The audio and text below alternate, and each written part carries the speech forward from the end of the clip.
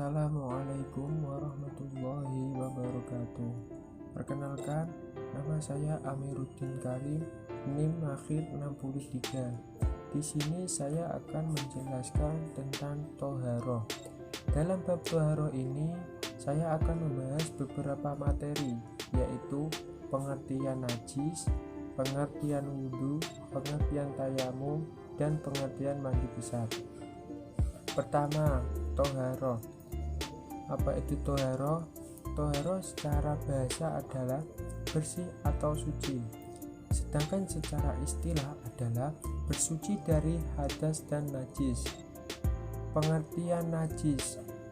Najis adalah suatu benda yang kotor, misalnya darah, bangkai, kecuali manusia, ikan dan belalang, nanah, sesuatu yang keluar melalui kubur dan dubur, anjing, babi, dan lain sebagainya. Najis dibagi menjadi 3. Pertama, najis mukhafafah atau najis ringan. Contohnya, air kencing bayi laki-laki di bawah umur 2 tahun dan belum pernah makan apapun kecuali ASI. Cara mensucikannya yaitu dengan cara dipercikkan air pada tempat yang terkena lalu diusap. Yang kedua yaitu najis mutawasitoh atau najis sedang.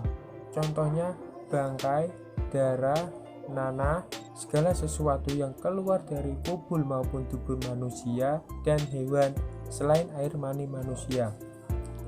Najis mutawasitoh dibagi menjadi 2, najis ainiyah dan najis hukmiyah.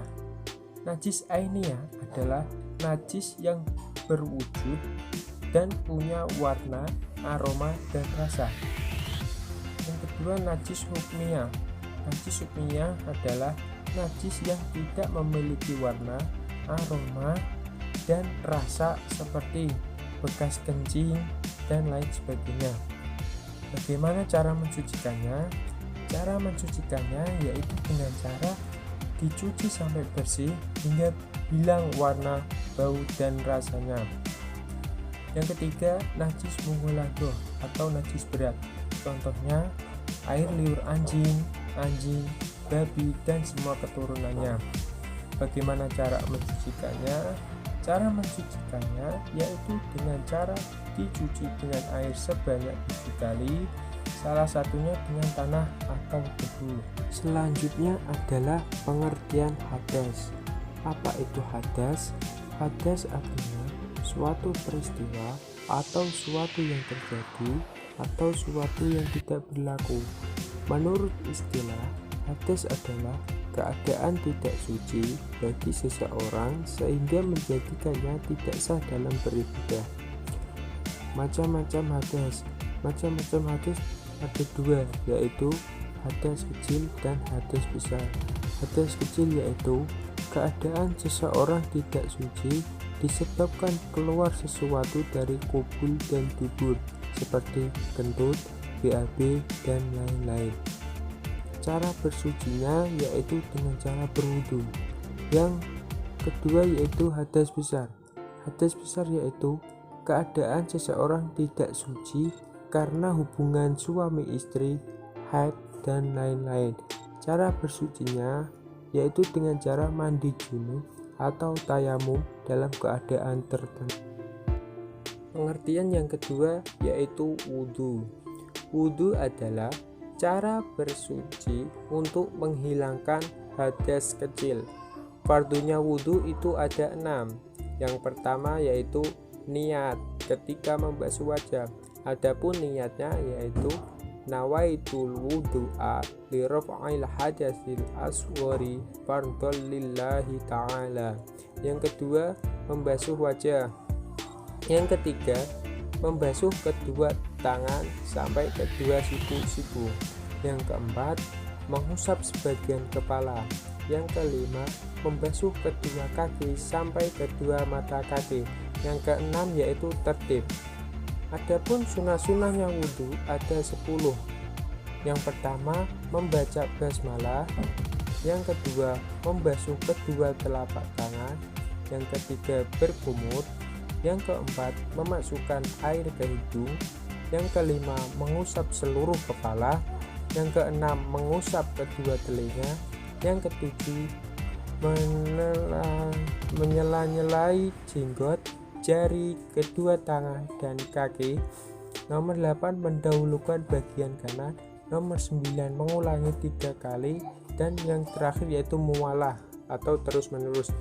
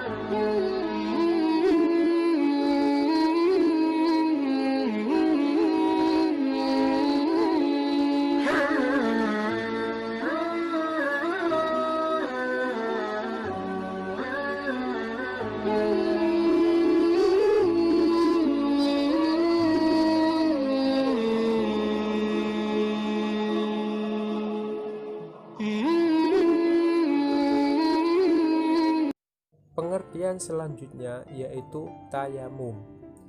Tayamum secara bahasa adalah kesengajaan atau tujuan, sedangkan secara istilah adalah menyapukan tanah atau debu yang baik atau suci ke arah muka dan kedua tangan sampai ke siku.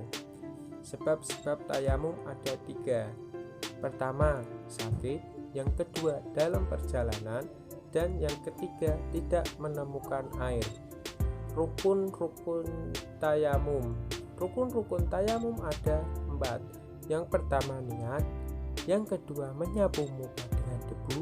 Yang ketiga, menyapu kedua tangan.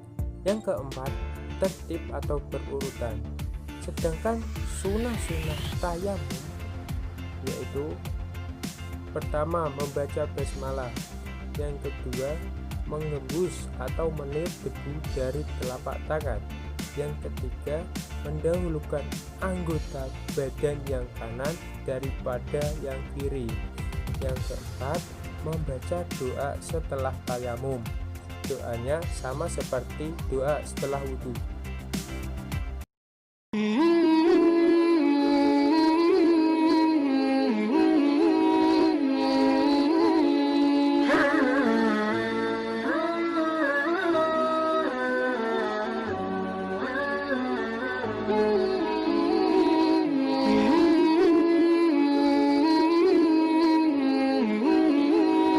Pengertian selanjutnya yaitu mandi besar. Dalam bahasa Arab, mandi berasal dari kata al-ghuslu yang artinya mengalirkan air pada sesuatu. Sedangkan menurut istilah, al-ghuslu adalah menuangkan air ke seluruh badan dengan cara tertentu untuk menghilangkan hadas besar. Perkara yang mewajibkan mandi yaitu bertemunya 2 khitanan atau bersetubuh, keluarnya air mani, meninggal dunia, haid, nifas, dan melahirkan. Fardunya mandi ada 3 perkara. Yang pertama yaitu niat. Adapun niatnya yaitu nawaitul ghusla li raf'il hadathil akbari fardhan lillahi ta'ala. Niat ini bersamaan ketika membasuh awal muka atau pertama kali di dalam hati. Yang kedua yaitu menghilangkan najis apabila di bajunya terdapat najis. Yang ketiga, meratakan air ke seluruh rambut dan ke seluruh